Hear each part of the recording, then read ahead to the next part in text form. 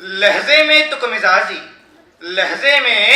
मिजाजी और चेहरे पर एक नकाब लिए फिरते हैं, और जिनके खुद के वही खाते बिगड़े हैं वो धर्म और राजनीति पर हिसाब दिया करते हैं। सुप्रभात में विशाल राजकुमार खर्चवाल शिवाजी साइंस कॉलेज नागपुर महाराष्ट्र से आज आपके सम्मुख उपस्थित हुआ हूं। सर्वप्रथम मान्यवर, मैं आप सभी का ध्यान इस और आकर्षित करना चाहूंगा कि जिस विषय पे आज हम चर्चा करने यहाँ उपस्थित हुए हैं, राजनीति का धर्म और धर्म की राजनीति, आखिर इसकी परिभाषा क्या है। पहले यह तो समझें, जब हम बात करते हैं राजनीति की तो साम दाम दंड भेद किसी तरह सत्ता की होड़ प्राप्ति कर लेना राजनीति का ध्येय है। पर धर्म की परिभाषा शास्त्र क्या कहता है? धृतिशमा दमोस्तेयम शौचमिंद्र विनिग्रह धीर विद्या सत्यम क्रोधो दशकम धर्म लक्षण।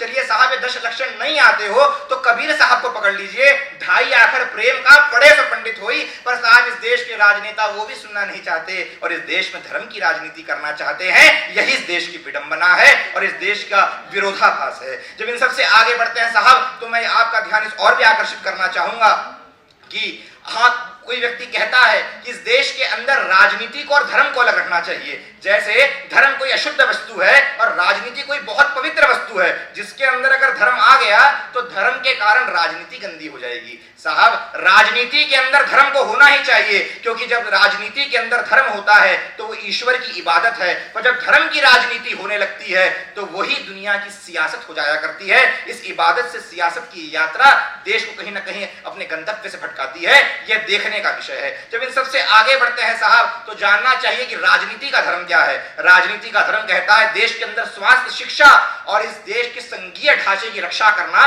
राजनीति का धर्म है। पर इसके विपरीत इस देश के अंदर धर्म की राजनीति होती है, जो इस देश में अलगाववाद, तुष्टीकरण और तो और इस देश के अंदर जातिगत भेदभाव की राजनीति प्रकट करने का काम करती है। साहब, मैं आप सभी का ध्यान इस और भी आकर्षित करना चाहूंगा कि जब इन सब से हटकर हम प्रवेश करते हैं इतिहास के क्षेत्र में, तो हमें देखना पड़ता है कि इसी देश के अंदर 1947 में जब इस देश की विभाजन किया जाता है और साहब इस देश की छाती को उसमें चाकू लगाकर इसके 2 टुकड़े किए जाते हैं, और साहब तत्कालीन उस समय के राजनेता अपने सियासी रोटियों को सेकने के लिए इस देश का बंटवारा करते हैं। वो चाहते तो धर्म की राजनीति को त्याग कर राजनीति का धर्म अपनाते, राष्ट्र की अखंडता की बात करते, पर इसके विपरीत उन्होंने धर्म की राजनीति को चुना। इसी पंजाब के अंदर जब 90 के दशक में सिख दंगे भड़कते हैं और सिखों का नरसंहार किया जाता है, तत्कालीन सरकार उसको रोक सकती थी, पर उस दंगे को सियासी रूप दिया जाता है, धार्मिक रंग से देखा जाता है और साहब उस नरसंहार को बनाया जाता है। क्या यह धर्म की राजनीति नहीं? और रोकने का प्रयत्न किया जाता, क्या यह राजनीति का धर्म नहीं? तो और क्या? जब इन सब से आगे बढ़ते हैं साहब, इसी देश के अंदर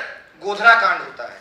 इसी देश के अंदर गोधरा कांड होता है। कार सेवकों से भरी हुई उस रेलगाड़ी को अंगार में थूक दिया जाता है और तत्कालीन सरकार मौन साध के बैठी रहती है। मैं पूछता हूं, सरकार का दायित्व उस समय क्या बनता था? क्या उनका राजनीति का धर्म निभाना चाहिए था? पर उन्होंने धर्म की राजनीति की। क्या यह इसका प्रश्न नहीं? उसी 90 के दशक में जब कश्मीर जल रहा था, कश्मीर की चीखें जब दिल्ली को सुनाई दे रही थी, पर दिल्ली का तख्त मौन था। दिल्ली के तख्त को जवाब देना पड़ेगा कि वो धर्म की राजनीति कर रहा था या राजनीति का धर्म निभा रहा था। ये प्रश्न करना पड़ेगा। जब इन सबसे आगे बढ़ते हैं साहब, तो बात करना पड़ता है, जब वर्तमान प्रवेश करता हूं तो मुझे कहना पड़ता है साहब, इसी देश के अंदर जब लोगों ने देख लिया, कई पार्टियों ने देख लिया कि धर्म की राजनीति करने के अलावा काम नहीं बनने वाला, तो जो राम के अस्तित्व को मानते ही नहीं थे वो भी कोर्ट के ऊपर जनेऊ लगा के घूमने लगे, धर्म की राजनीति करने लगे। तो क्या साहब ये विरोधाभास नहीं? तो और क्या? जब इन सब से आगे बढ़ते हैं तो साहब इसी देश के अंदर आश्चर्य होता है कि भारत माता की जय और वंदे मातरम नहीं गाएंगे, ऐसा कहने वाले 1000 नेता मिलते हैं। पर साहब इसी देश के अंदर जब कोई व्यक्ति कहता है भारत तेरे टुकड़े होंगे इंशाअल्लाह इंशाअल्लाह, तो उनको मालाएं पहनाई जाती है। क्या यह भी विरोधाभास नहीं? तो ये बतलाने का कष्ट करना चाहिए।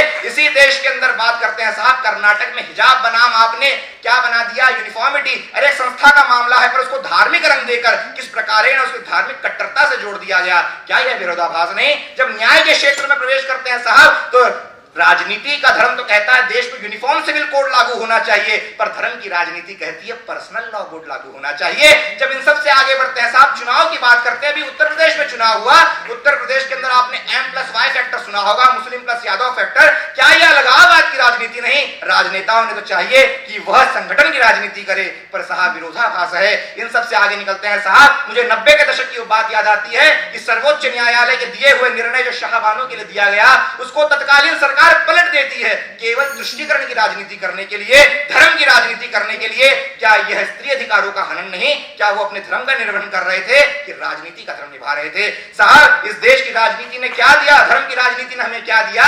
इस धर्म की राजनीति ने अगर हमें कुछ दिया तो इस धर्म की राजनीति ने यह दिया कि हिंदी को हिंदू बनाया, उर्दू को मुसलमान, खीर को हिंदू बनाया, सेवैया को मुसलमान, और राग भैरवी को हिंदू बनाया, कव्वाली को मुसलमान।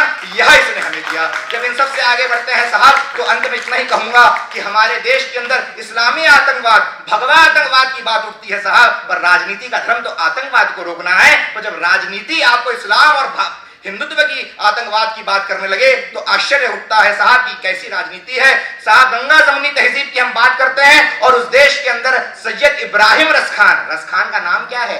सैयद इब्राहिम रसखान कृष्ण की स्तुति में कहते हैं, और क्या कहते हैं कि शेष महेश दिनेश गणेश सुरेश जाहि निरंतर ध्यावे, जाहि अनादि अनंत अखंड अछेद अभेद सुवेद बतावे।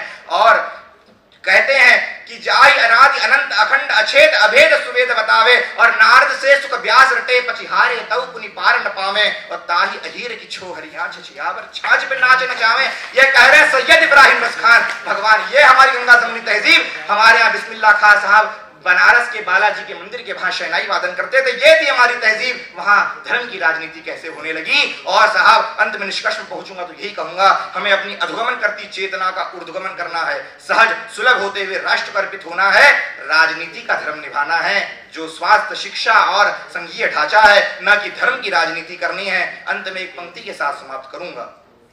जाम पर जाम पीकर क्या फायदा? वाह वाह तो कहिए। जाम पर जाम पीकर क्या फायदा? जाम पर जाम पीकर क्या फायदा? जाम पर जाम पीकर क्या फायदा? शाम को पी सुबह उतर जाएगी। एक बार इस राष्ट्र की भक्ति में आके तो देख, तेरी जिंदगी नशे में गुजर जाएगी।